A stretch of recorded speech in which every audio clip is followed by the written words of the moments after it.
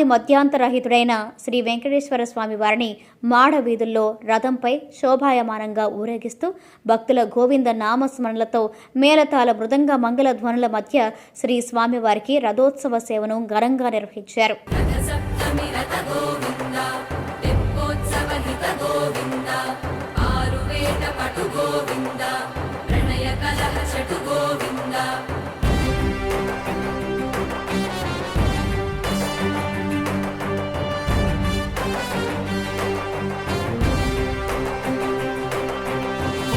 యాగ గుణ గోవింద